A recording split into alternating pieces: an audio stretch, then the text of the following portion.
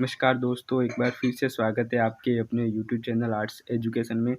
तो आज के इस वीडियो में हम बात करेंगे कक्षा 10 सिटीज़ की जो बुक्स है उसका चैप्टर नंबर फर्स्ट सूरदास के पद। इसमें 4 पद हैं, तो लाइन वाइज व्याख्या सहित इसको पूरा सोल्व करेंगे। तो वीडियो के अंत तक बने रहना, और चैनल पे नए हो तो अभी चैनल को सब्सक्राइब और वीडियो को लाइक शेयर करना ना भूलें। तो सबसे पहले कवि परिचय को पढ़ लेते हैं। इनका जन्म सन 1478 में माना जाता है।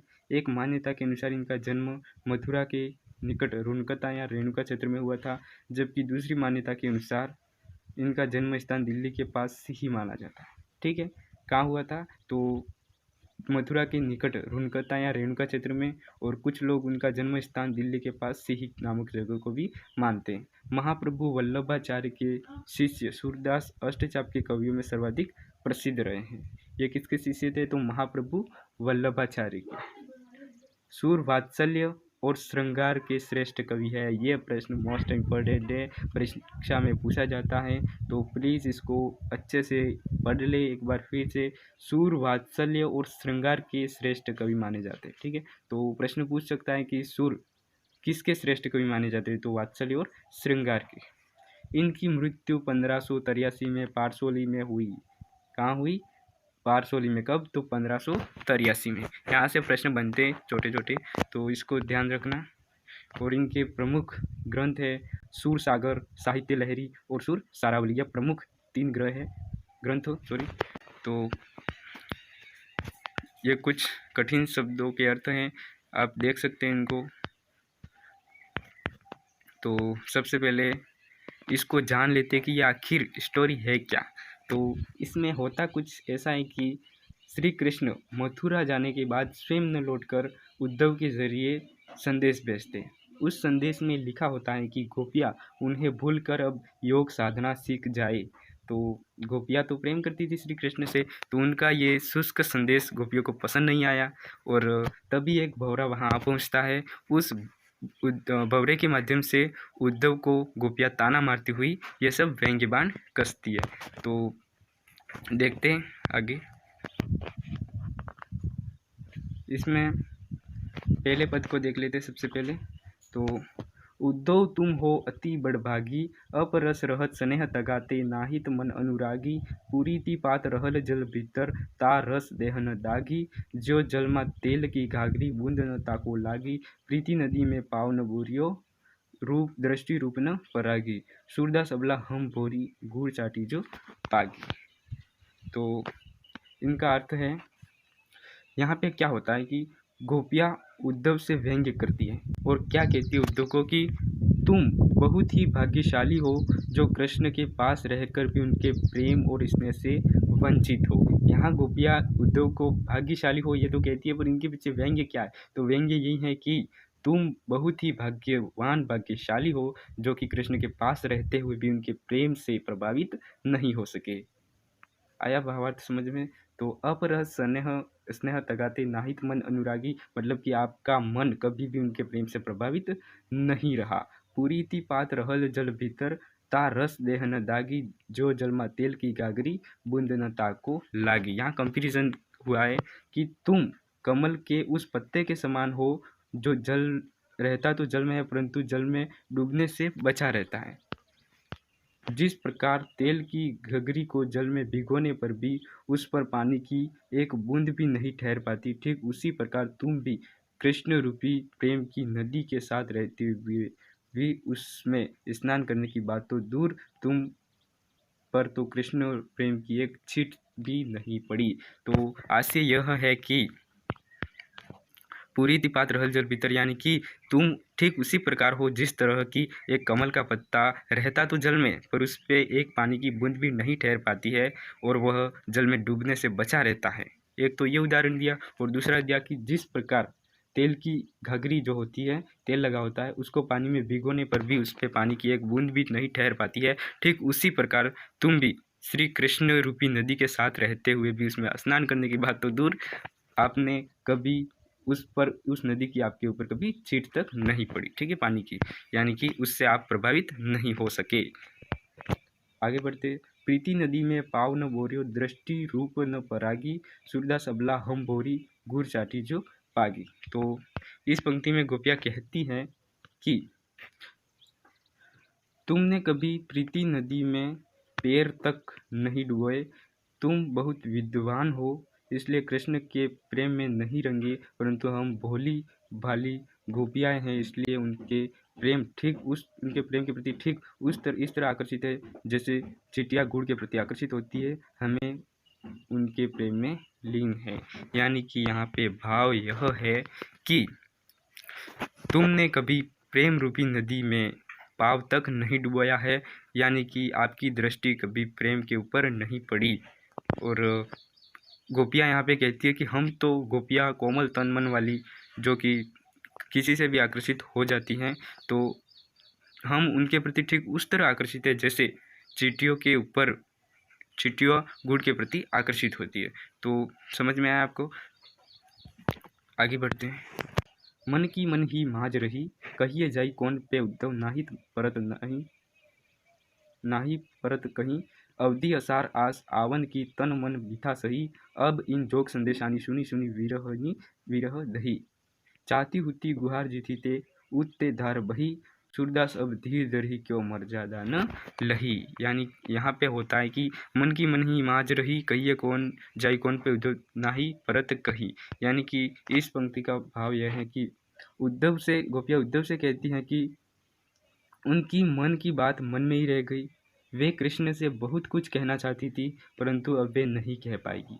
क्या होता है कि यहाँ पे श्री कृष्ण तो आएंगे नहीं, तो गोपियाँ कहती है उद्धव से कि हमारी मन की बात जो थी वो मन में ही रह गई। गोपियाँ अपने प्रेम को कृष्ण से व्यक्त करना चाहती थी पर अब वो नहीं कर पाएगी क्योंकि श्री कृष्ण ने खुद एक विरह वेदना का संदेश भेजा है। वे उद्धव को अपने संदेश देने का उचित पात्र नहीं समझती और कहती हैं कि उन्हें बात सिर्फ कृष्ण से कहनी है। ठीक है, और श्री कृष्ण थोड़ी आए थे संदेश लेके, वो तो उद्धव आए थे। तो उद्धव जो कि श्री कृष्ण का संदेश लेके आए थे, उनको अपनी बात बताने का उचित पात्र नहीं समझती है गोपियाँ और कहती हैं कि हम तो सिर्फ श्री कृष्ण से कहना चाहते थे, किसी और से कहकर संदेश नहीं भेज सकते। ठीक है, क्या कहती है गोपियाँ कि हम श्री कृष्ण की तरह नहीं हैं जो आपके माध्यम से संदेश भेजते, हम स्वयं श्री कृष्ण के साथ आगे हैं। अवधि असार आस आवन की तन मन बिथा सही, अब इन जोग संदेश ने सुनी सुनी विरह दही। यानी कि इस पंक्ति का भाव यह है कि वे कहती हैं कि इतने समय से कृष्ण के लौट कर आने की आशा को हम आधार मानकर तन मन हर प्रकार से विरह की ये व्यथा सह रही थी। ये सोचकर कि वे आएंगे तो हमारे सारे दुख दूर हो जाएंगे, परंतु श्री कृष्ण ने हमारे लिए ज्ञान योग संदेश भेजकर हमें और दुखी कर दिया है। हम विरह की आग में और भी जलने लगे हैं। ऐसे समय में कोई रक्षक को पुकारता है परंतु हमारे जो रक्षक है वही आज हमारे दुख का कारण है। ठीक है, संकट के समय में कोई अपने रक्षक को पुकारता है परंतु हमारे जो रक्षक है वही आज हमारे दुख का कारण बने। ये कौन कह रही है? गोपिया कह रही है, हे उद्धव अब हम धीरज क्यों धरे, कैसे धरे, अब हमारी आशा का एक मात्र तिनका भी डूब गया। अब गोपिया कहती हैं कि अब हम धीर क्यों धरे, जो कि एक हमारी आशा का एक जो तिनका था वो भी अब डूब गया। प्रेम की मर्यादा है कि प्रेम के बदले प्रेम ही दिया जाए, पर श्री कृष्ण ने हमारे साथ छल किया है क्योंकि उन्होंने हमारे मर्यादा का उल्लंघन किया है। यानी कि मर्यादा का उल्लंघन मतलब कि श्री कृष्ण लौटकर नहीं आए और उद्धव के जरिए उन्होंने योग साधना भेजी। यहाँ से गोपियाँ उद्धव के जरिए ताना मार रही है किसको? उद्धव को भ्रमर के बहाने। अगले पद में है, हमारे हरि हारिल की लकड़ी, मन क्रम बचन नंदन यह दृढ़ करी पकड़ी, जागत सोवत स्वप्न दिवस निशी कान कान जगरी, सुनत जो लागत है ऐसा जो करवी ककुरी, सूत तो व्याधि हमको ले आए देखी सुनी न करी, यह तो सुर तीन ही ले सको जिनके मन चक्री। यानी कि यहाँ है, हमारे हरि हारिल की लकड़ी, मन क्रम वचन नंद और दृढ़ करी पकड़ी, जागत सोवत दिवस निशी कान कान जगरी। यानी इस पंक्ति का आशय यह है कि गोपियाँ कहती हैं कि कृष्ण उनके लिए हारिल की लकड़ी है। हारिल जो पक्षी होता है उसके पंजों में लकड़ी एक हमेशा रहती है। जिस तरह हारिल पक्षी लकड़ी के टुकड़े को अपने जीवन का सहारा मानता है, उसी प्रकार श्री कृष्ण को गोपियों के जीने का आधार हैं। उन्होंने मन, कर्म और वचन से नंदा बाबा के पुत्र कृष्ण को अपना माना है। गोपियाँ अब कहती हैं आगे कि जागते हुए, सोते हुए, दिन में, रात में, स्वप्न में हमारा रोम रोम कृष्ण का नाम जपता है। यानी कि हम सिर्फ श्री कृष्ण के नाम को रटती रहती हैं, दिवस रात, स्वप्न, जागते हुए। ठीक है, आगे हैं, सुनत जोग लागत है सो जो करवी ककुरी, सु तो ब्याती हमको ले आए देखी सुनी न करी। आगे गोपियाँ कहती हैं कि हे उद्धव का संदेश कड़वी ककड़ी के समान लगता है। हमें कृष्ण के प्रेम का रोग लग चुका है। अब हम आपके कहने पर इस योग का रोग नहीं लगा सकती, क्योंकि हमने तो इसके बारे में न कभी सुना है, न देखा है और न ही कभी इसको भोगा है। यानी कि यहाँ पे गोपियाँ कहती हैं कि आप ये योग संदेश लेके आए हो, उसको हम नहीं अपना सकती, क्योंकि इसके बारे में न हमने कभी सुना है, न देखा है और न ही कभी भोगा है। यह तो सुर तीन ही ले सुपो जिनके मन चक्री। यहाँ पे आगे गोपियाँ कहती हैं कि आप जो यह योग संदेश लेकर आए हैं, वो उन्हें ले जाकर सौंपो जिनके मन चंचल हो, चूँकि हमारा मन पहले से कहीं लग चुका है।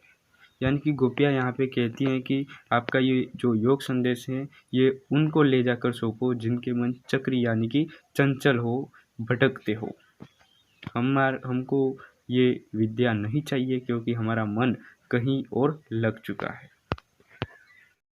आगे हैं, हरी है राजनीति पढ़ियाई, समूची बात कहत मधुकर के समाचार सब पाए, एक अति चतुर पहले ही अब गुरु ग्रंथ पढ़ाए, बुद्धि बड़ी जानी जो उनकी जोग संदेश पठाए, उद्धव भले लोग के आगे के पर हित दौलत न धाए, अब अपने मन फेर पाइए चलत जो होते चुराए, ते क्यों नीति करे अपुन जे और अनुति चुराए, राज धर्म तो यही सूर जो प्रजा न जाए सताए। यहाँ पे हरी है राजनीति पढ़ियाए, समूची बात कहत मधुकर के समाचार जब पाए, एक अति चतुर होते पहले ही अब गुरु ग्रंथ पढ़ाए।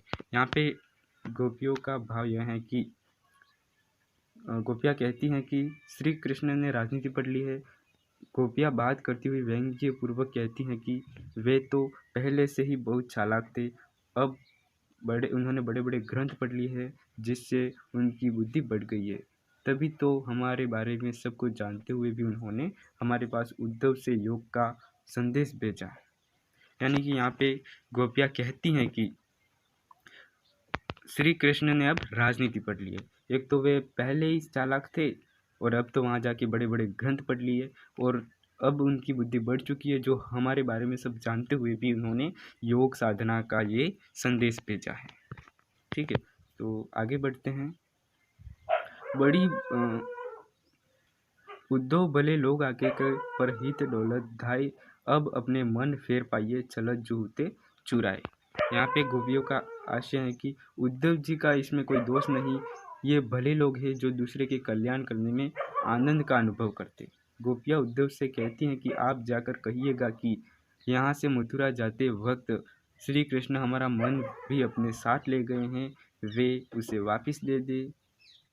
यहाँ पे गोपियाँ कहती हैं कि आप इसमें उद्धव का कोई दोष नहीं है, क्योंकि वो आनंद का अनुभव करते हैं इसमें।